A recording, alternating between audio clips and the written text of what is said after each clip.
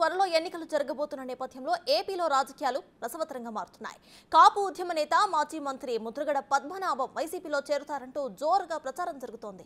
పిఠాపురం నుంచి ఎమ్మెల్యేగా ముద్రగడ నిలబడతారని ఆయన అనుచరులు చెబుతున్నారు. ఇక మరోవైపు కుమారుడు గిరిబాబును ఎన్నికల బరిలోకి దింపేందుకు ముద్రగడ రంగం సిద్ధం చేసుకుంటున్నారని గుసగుసలు వినిపిస్తున్నాయి.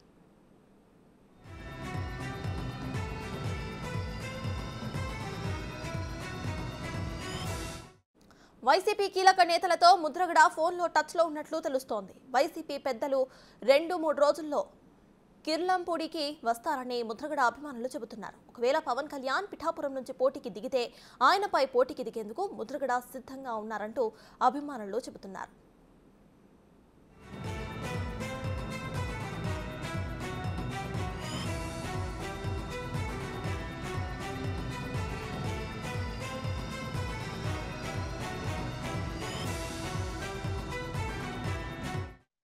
ఇటీవల పవన్ కళ్యాణ్ కు ముద్రగడ లేఖ రాశారు.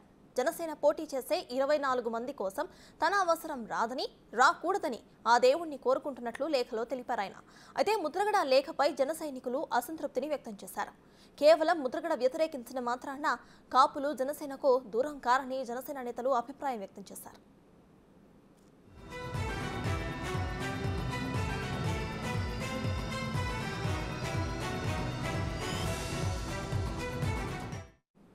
త్వరలో ఎన్నికలు జరగబోతున్న నేపథ్యంలో ఏపీలో రాజకీయాలు రసవత్తరంగా మారుతున్నాయి. కాపు ఉద్యమ నేత మాజీ మంత్రి ముద్రగడ పద్మనాభం వైసీపీలో చేరుతానన్నారంటూ జోరుగా ప్రచారం జరుగుతోంది. అయితే పిఠాపురం నుంచి ఎమ్మెల్యేగా ముద్రగడ నిలబడతారని ఆయన అనుచరులు చెబుతున్నారు. మరోవైపు కుమారుడు గిరిబాబును ఎన్నికల బరిలోకి దింపేందుకు ముద్రగడ రంగం సిద్ధం చేసుకుంటున్నారని గుసగుసలు వినిపిస్తున్నాయి.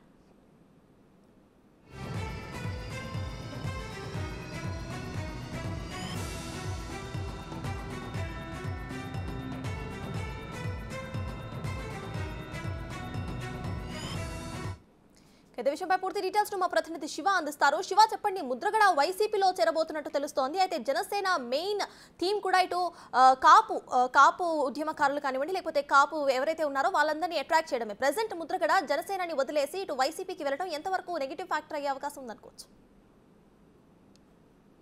సత్తాజ్, మొత్తం మీద చూసుకుంటే ప్రస్తుతానికి సంబంధించి ముద్రగడ పద్మనాభం ఏ పార్టీలో లేని రాజకీయ నేత. ప్రస్తుతం ఆయన అన్ని పార్టీలతో సంప్రదింపులు జరిపి ప్రస్తుతం ఏ పార్టీలో తెలియని అయోమయ స్థితిలో ప్రస్తుతం ముద్రగడ నెలకొన్నారు. ఆయన గత 3 నెలల కాలంగా కొన్ని రోజులు వైసీపీలో చేరతానని, కొన్ని రోజులు జనసేనలో చేరతానని, మరికొన్ని రోజులు పవన్ కళ్యాణ్ తన ఇంటికి వస్తారని చెప్పి రకరకాల ప్రచారాలు చేసుకుంటున్న పరిస్థితి కనిపించింది. అయితే వాస్తవానికి ఆయన చెబుతున్నారా, లేకపోతే రాజకీయ పార్టీలు ఆ విధంగా క్రియేట్ చేస్తున్నాయో తెలియని పరిస్థితి అయితే ఉత్పన్నమైంది. వాస్తవానికి గతంలో ఆయన వైసీపీలో చేరతారని విస్తృతంగా ప్రచారం చేసింది. కానీ వైసీపీ అధిష్టానం ఆయన చేసుకోవడానికి మాత్రం ఏమాత్రం కూడా సానుకూలంగా లేని పరిస్థితి. అయితే తాజాగా ఏదైతే మొన్న తాడేపల్లిగూడెంలో టీడీపీ జనసేన కలిసి నిర్వహించిన ఉమ్మడి బహిరంగ సభతో ఉభయ గోదావరి జిల్లాలకు సంబంధించి కాపు నాయకులపై ఫోకస్ పెట్టాలని చెప్పి వైఎస్ఆర్సీపీ భావించింది. దానిలో భాగంగానే నిత్యం పవన్ కళ్యాణ్కి లేఖల రూపంలో విమర్శలు సంధిస్తున్న హరిరామయ్య జోగయ్య కుమారుడు నిన్న సూర్యప్రకాష్ ముఖ్యమంత్రి జగన్మోహన్ రెడ్డి సమక్షంలో వైసీపీలో చేరాడు.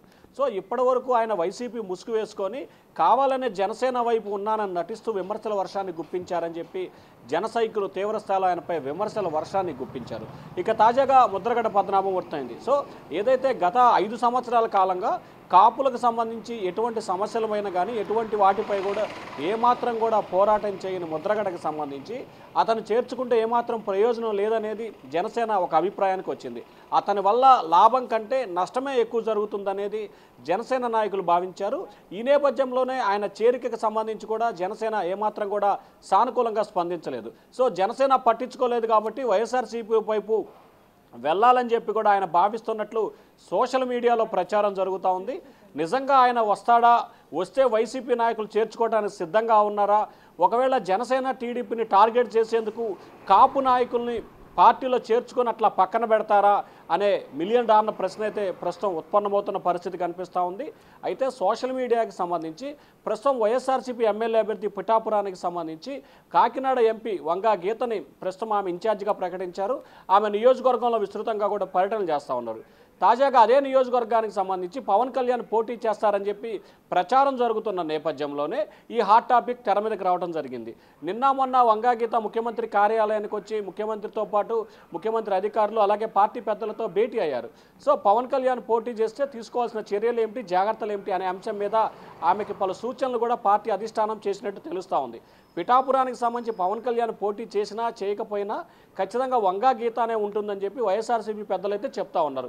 ఇక ఏదైతే ముద్రగడ పార్టీలోకి వస్తారా, వస్తే ఏ నియోజకవర్గం నుంచి అతనికి అవకాశం కల్పిస్తారు, ఆయన పోటీ చేస్తారా లేకపోతే ఆయన కుమారులు పోటీ చేస్తారా అనే అయోమయం అయితే మాత్రం ప్రస్తుతం ముద్రగడ కుటుంబంలో నెలకొనుంది.